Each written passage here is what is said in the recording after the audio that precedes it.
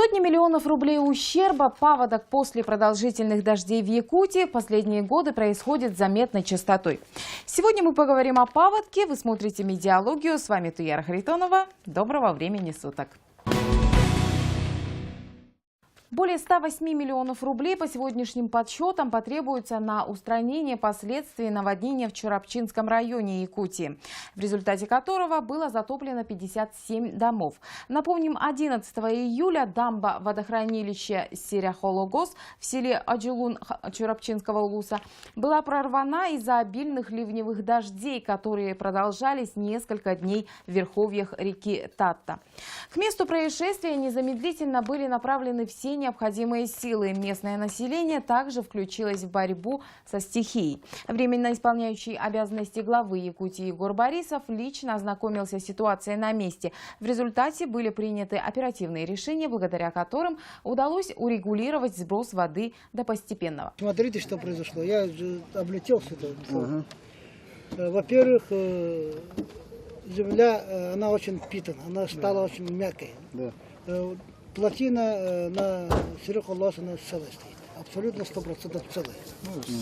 Ближе к лесу. Да, она прошла абсолютно, чувствуется какая-то пойма была, да. Вокруг она, даже не опушка. Там, к месту примыкания к рельефу. Вот как раз в этом месте рельеф размыло. Смотрите, у вас, по-моему, здесь то же самое произойдет. В том месте там где-то на метр подняли. Большое количество воды вы остановите на этой стороне, правильно? На билетах нет, кто где-то вот 3 миллиона здесь оставим. Да, оставите. Здесь потом, если вдруг прорвет, то у вас здесь запаса ничего нет. Запасы земли? Да. Все заготовлено? Заготовлено. Это для вот здесь. Про это вон заготавливают. Карьеры разработали. Вода распределена по другим каналам. Часть спущена в реку Татта. Предварительной причиной чрезвычайной ситуации стали проливные дожди. Уровень воды резко повысился, и несмотря на открытые шлюзы, вода стала переливаться через плотину. В результате прорыва дамбы в зоне подтопления оказалось 1100 человек, из них 586 человек пострадало. Восстановлению подлежат 9 социальных объектов, в том числе детский сад и лицей, 17 внутрипоселковых дорог, 1 мост и на дороге и еще 3 мостовых перехода. Мы очень пристально следили за происходящим и информировали население о текущей ситуации и о том, какие меры принимаются. Со мной рядом Евгений Грибчатов, главный редактор газеты «Якутия». Евгений, добрый день. Здравствуйте. Ваша газета, Евгений, писала о произошедшем в селе Аджулун Чурапчинского улуса.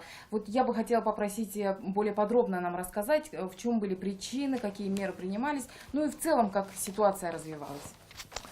Да, действительно, мы вот ситуации в Аджулуне посвятили 2 наших номера. Да, вышло у нас 2 статьи, и первая вышла уже во вторник, то есть буквально по горячим следам. По оценкам гидрометеорологов, за неделю начала июля выпала полуторамесячная норма осадков. Да, действительно, объем воды там да, соответственно, большой объем воды в краткие сроки.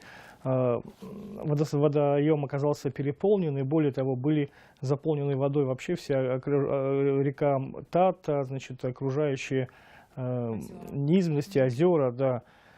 И 10 числа, значит, на этом водохранилище была обнаружена утечка воды. Причем не в теле самой плотины, значит, а в том месте, где она смыкается с прилегающей сопкой.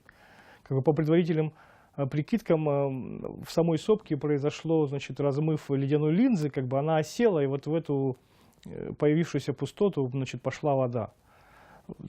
С этого же дня на месте работала комиссия, которая, на мой взгляд, приняла единственное верное решение сделать организованный спуск воды из водохранилища с тем, чтобы не допустить как бы его размыва, и тогда пошла бы огромная волна воды в населенные пункты, как бы ничем и никем не контролируемая.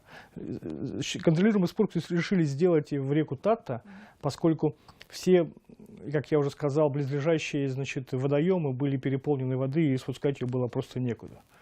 Это привело к тому, что оказалось подтопленным село Аджулун. Да? единственное село, замечу, вместо 10-11 возможных, которые могли быть подтопленными, если бы хлынула вся вода из водохранилища в один момент. А какой это объем был? Значит, в водохранилище Сире-Халагос скопилось около 9 миллионов кубометров. Ну, большая, очень огромный объем.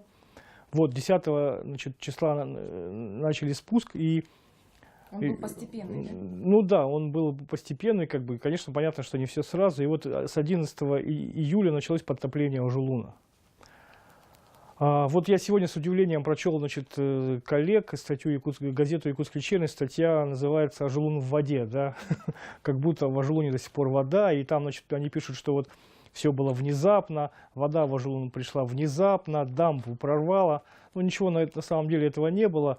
Спуски, повторюсь, были регулируемы, да. Во-вторых, население села Ажулун было заблаговременно предупреждено о том, что придет вода, и как бы людям помогали с эвакуацией. Другое дело, что многие манкировали этими предупреждениями, да, и не все, собственно, отреагировали так, как надо. Поэтому многих действительно вода застала врасплох. Ну, это уж, собственно говоря, как бы...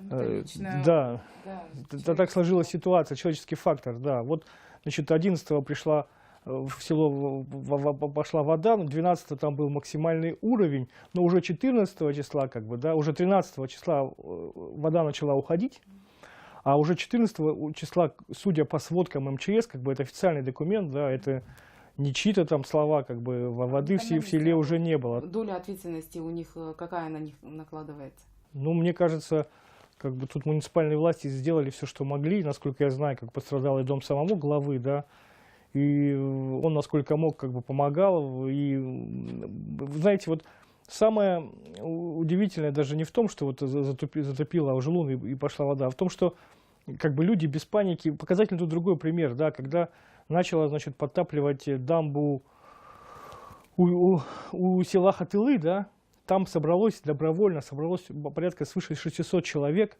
чурапчинцев, да, которые эту дамбу начали укреплять. Вот ведь что получилось, да, когда спустили воду из водохранилища, да, Сире-Халагос, она по реке Татра пошла, значит, сначала в Ажулун, а потом следующая, как бы, волна, вот, должно было быть село Харбалак, да, где плотина Хатылы и так далее, и так далее. И везде, в принципе, возможно было подтопление, да. И вот дамбу у села Хатылы тоже начала подмывать, как бы ее высоты уже не хватало, и люди ее спешно, значит, укрепляли. Вообще чурапчинцы оказались такими в этой ситуации очень такими большими молодцами, сплоченными, да, и известно, что там СКПК Чурапча организовала бесплатное питание, да, вот в местах подтопления, там, где люди работали.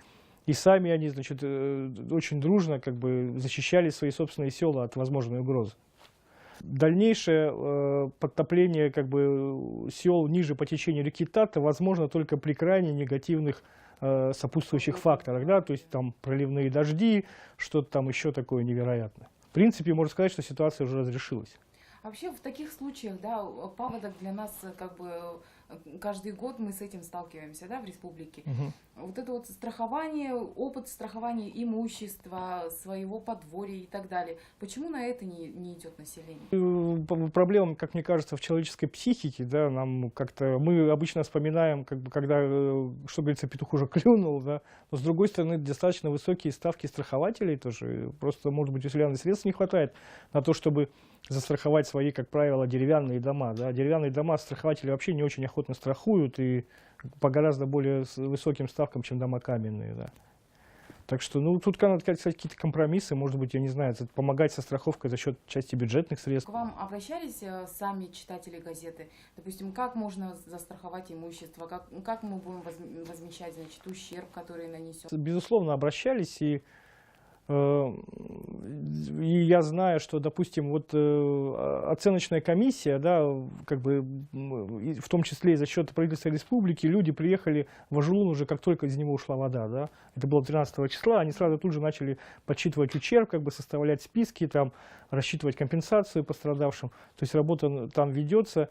Одновременно силами МЧС в это село было завезены теплопушки для осушки домов, да, там еще ряд, как бы, необходимых инструментов, там, медикаментов и так далее и тому подобное, ну, питание, опять же.